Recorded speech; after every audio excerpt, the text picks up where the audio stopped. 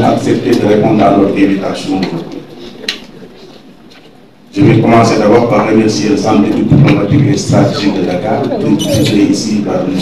Aboubakar Diallo et toute son équipe, mais également remercier le cadre culturel qui a accepté d'éditer cet ouvrage. Je remercie également mes amis, ma famille et les personnes qui se sont mobilisées aujourd'hui pour venir nous écouter.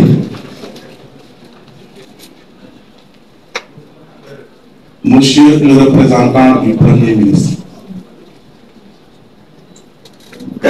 Monsieur le représentant du président de la République,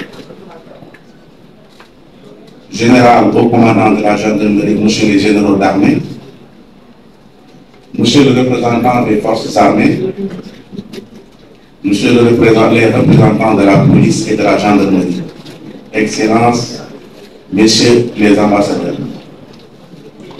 monsieur les représentants des familles religieuses, Tivaouane, Pire, Médina Baye, Ndiassane, Kaolack, Yoff, entre autres, Madame la représentante de Monseigneur Benjamin Gaye, monsieur les grands seigneurs de Dakar, monsieur les représentants des organisations religieuses, les représentants des partis politiques, toutes obédiences confondues, distingués invités en vos rangs, grades et qualités, mesdames et messieurs. Je vous remercie de votre présence à cette cérémonie de présentation et de dédicace de mon livre intitulé Contre le terrorisme, criminalité au Sahel, la nouvelle stratégie du Sénégal. Votre présence m'honore. Merci à vous tous. Pourquoi continuer à écrire sur cette question, me direz-vous, car c'est mon troisième ouvrage. Tout simplement parce que la question du terrorisme et de la criminalité au Sahel est un problème complexe qui ne se pose pas de la même façon dans un espace sahélien où chaque pays a ses réalités fortes, que ce soit sur le plan économique, sur le plan militaire, sur le plan sécuritaire et sur le plan sociologique. Sans compter que sur cette question, la problématique surgit de nombreuses questions, dont celle sur l'utilisation du numérique dans la propagande djihadiste, sujet de mon premier livre. Puis, quand on a vu les Sénégalais dans les restaurants de Boko Haram, je me suis intéressé à eux. Ce fut le thème de mon second livre. Bien d'arriver. Merci beaucoup, grand seigneur.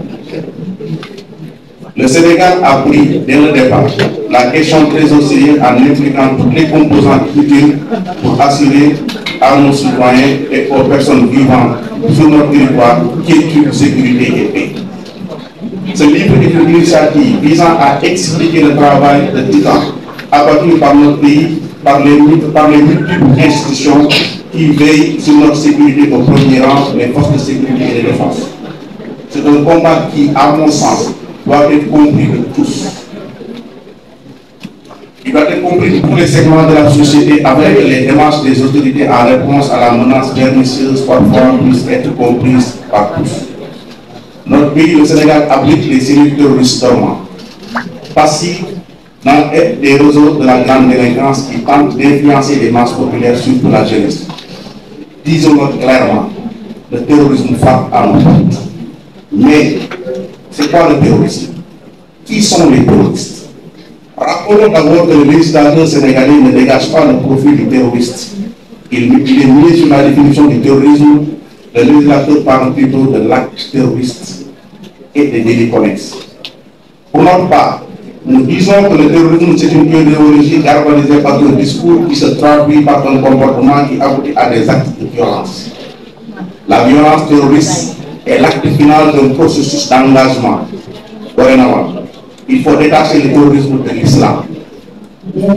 Car les non-musulmans sont souvent jugés pour des terroristes. Par ailleurs, notre proximité avec le Mali contaminé par l'Algérie est plongée dans une crise politique née des offensives terroristes dont le régime d'Amadou Mali fait du Sénégal un pays exposé à l'expansion terroriste sud-est sans négliger sa partie nord vers la Mauritanie. Et déplacement de population entre le Sénégal et le Mali, le Sénégal et la Mauritanie, le Sénégal, l'Algérie et le Nigeria, le Sénégal, le Niger et la Libye exposent notre pays aux infiltrations d'individus et de groupes suspects. Mesdames et messieurs, certains, très souvent, j'entends des gens dire que les terroristes sont entrés au Sénégal. Ils ignorent que ces derniers sont des compatriotes sénégalais, comme vous et moi, qui adhèrent à l'idéologie extrémiste dans une posture inoffensive mais dynamique. D'ailleurs, récemment, Demba, né le 31 décembre 1991 à Sévaré, à Ouromopli au Mali, Benko Seragi, né le 10 juillet 1979 à Médina Gounass, et Amadou ont été arrêtés par des éléments du GAS, groupe d'action rapide et de surveillance et d'intervention. Demba, membre de la Katiba d'Amadou Koufa, a ouvert une boutique dans un village sénégalais. Il aidait financièrement les familles en naissant. Ces derniers envoyaient des jeunes Sénégalais combattre au Mali, dans les rangs de la Katiba Massina. Demba et Seragi appartiennent à des réseaux terroristes établis entre le Niger, le Mali et le Burkina Faso. Ainsi, 3 inspecteurs du FBI ont été dépêchés à Dakar. Les prévenus ont été entendus par des enquêteurs américains.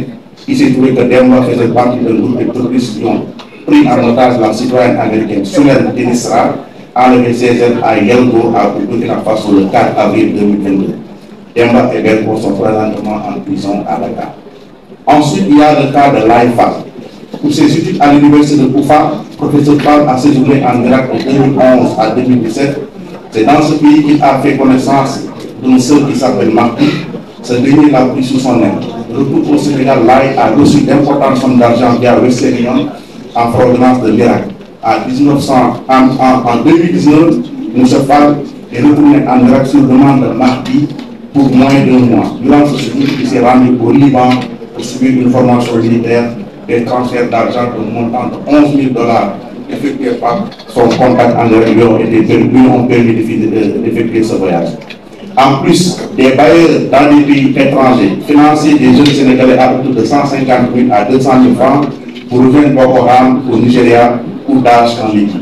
Par la voie terrestre, ces jeunes Sénégalais prenaient le bus de la société Sonef pour se rendre à Djenner au Niger, puis à Fatkoul Moubine, ex-grande ville nigérienne par de Jakarta. Plusieurs jeunes Sénégalais ont été au Nigeria, en Libye. Certains parmi ces jeunes sont connus pour leur déclaration hostile contre les Tariqa et contre les symboles de l'islam sénégalais. Sur Facebook, des djihadistes sénégalais établis en Libye, Abdourahmane Mendy, Eliman Diop, Abou Jafar Diop, Abou Khalid, Sadio Gassama, Abou Salam Gueye, colonel dans l'armée de Daesh, étaient connus pour leur propos virulents contre les conflits au Sénégal. Tidjane, contre les conflits au Sénégal, les Tidjanes, les Mourides, les Khadres, les Laïcs. Tous ces discours virulents contre les Tariqa entrent dans une logique stratégique irréfléchie, dont la finalité est le déclin des conflits et l'émergence d'une idéologie religieuse nouvelle importée. Au plan idéologique, des formations politiques comme les frères musulmans en Égypte, le Tawassul en Mauritanie, l'Ennahda en Tunisie, les Hezbollah au Mali, les frères musulmans au Soudan, fondés par le défunt leader d'Osama Ben Laden, Abdul Ali Hassan Al-Tourabi, ont réussi à influencer plusieurs jeunes Sénégalais. L'existence des tariqa au Sénégal heurte la doctrine religieuse. Leur doctrine religieuse. Or, le Sénégal sans ses tariqa, c'est comme le drapeau national sans son étoile verte au milieu. On nous confondrait au Mali alors. Faudrait-il laisser cette idéologie de terreur, cette intolérance aveugle, ce rejet systématique de la différence, prendre le dessus sur le commun vouloir de plus commune dans l'entente et dans la paix et l'entente? La pluralité religieuse n'a jamais été une menace à la cohésion sociale au Sénégal. Mesdames et messieurs, les groupes djihadistes ne s'installent que dans les régions où les populations sont pauvres. Les localités dans ces localités, la frustration et la colère des jeunes inspirent le discours des leaders radicaux et de certains acteurs politiques. Ils urgent alors de déconstruire ce discours religieux et politique violent. Toutefois, la meilleure manière de détacher ces jeunes des cercles extrémistes, c'est de leur offrir de meilleures conditions de vie. Le Sénégal compte des milliers de jeunes sans emploi et sans formation. Dans le Sahel, l'adhésion des jeunes au groupe terroriste est plus économique que religieux. Une jeune qui gagne bien sa vie en Afrique ne rejoindrait jamais les groupes terroristes. Les enquêtes effectuées au Nigeria, au Tchad, ont démontré que tous les jeunes terroristes repentis sont issus de familles démunies. La majeure partie des jeunes n'ont aucune activité durable. n'ont aucune activité pour juste de revenus.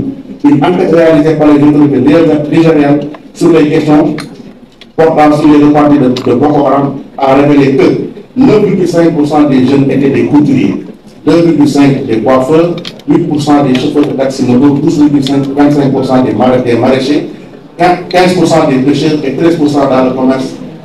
Dans le commerce du commerce, 15% des chauffeurs, des chômeurs, 5% dans la boucherie, 8% des boutiquiers, 2,5% des chômeurs et 5,5% des éleveurs de bataille, 3,75% pauvres. Le sud du Sénégal est menacé.